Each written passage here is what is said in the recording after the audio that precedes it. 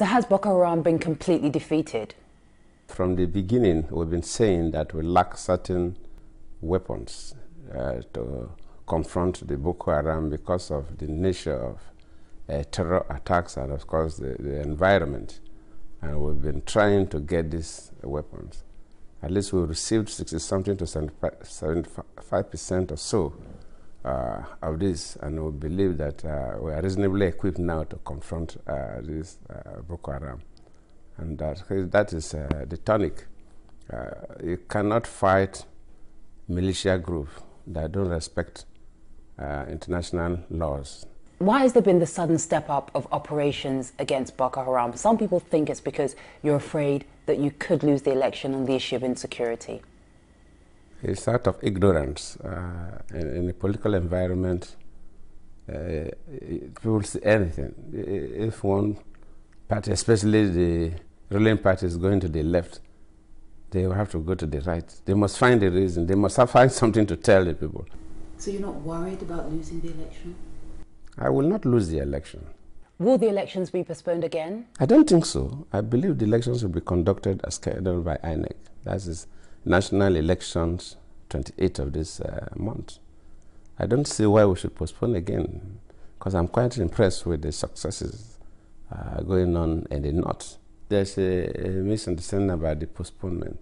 In 2011, we conducted elections in Nigeria. We had Boko Haram. The fact is that within this period, somehow the level of build-up of the Boko Haram was quite serious. And from all indications, from signals the security agencies got, people are trying to use them to disrupt the elections. In 2011, there was no such signals. And if you disrupt elections in a number of states, especially for presidential election, it will affect the declaration of results.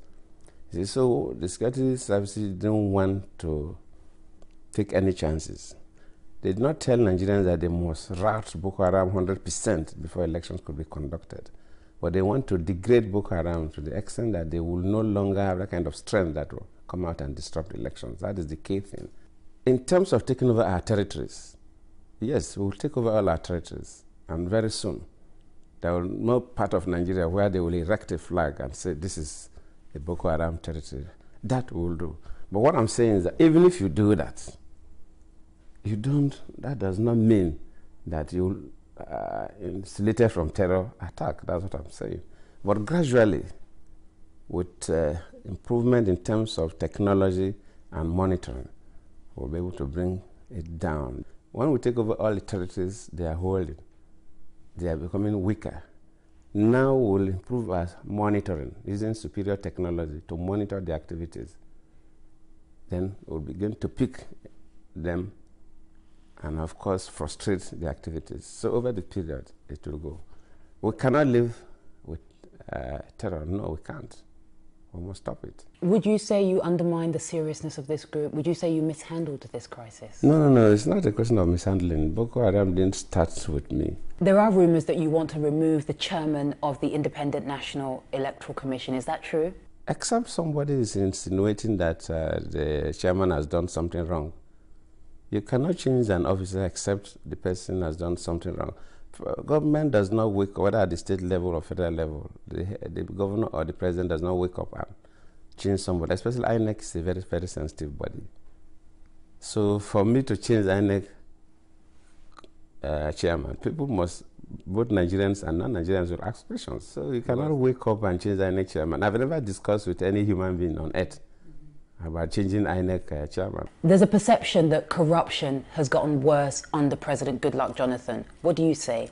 Even the corruption issues, even if you look at the perception, the corruption perception index, yes, people talk about corruption now because it becomes a political issue.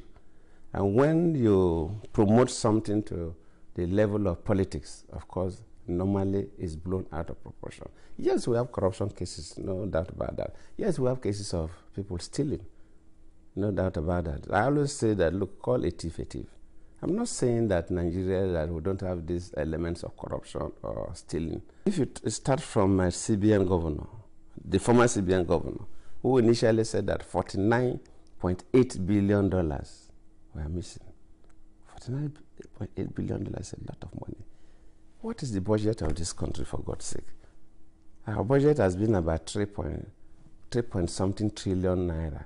That's roughly about, and the average, our budget has been $18 to $20 billion a year. The Nigerian budget roughly has been about between 18 and $20 billion a year, the federal government budget. And you're saying we lose 49.8. If today we lose 49.8 billion, federal government and state governments will not pay salaries. I don't know how it came by that figure. The next moment, it changed from 49.8 to $12 billion. The next day, it was 20 billion. Up to this time, I don't know which is the correct accusation. Of course, the Senate set up a committee and they used consultants. They looked into it and said that about 2 point something billion couldn't be properly balanced. They did not say somebody stole it. No evidence to show it was stolen, but that it was not properly balanced. A lot of people are worried about violence during the election. Are you worried about violence? Yes, I'm worried too, and I'm not happy. You say you are going to win this election, but if you don't win this election, will you bow out gracefully? I will win the election. But if you because don't, I've will done you stand well. aside? Huh? I said, if you don't win this election, will you bow out gracefully?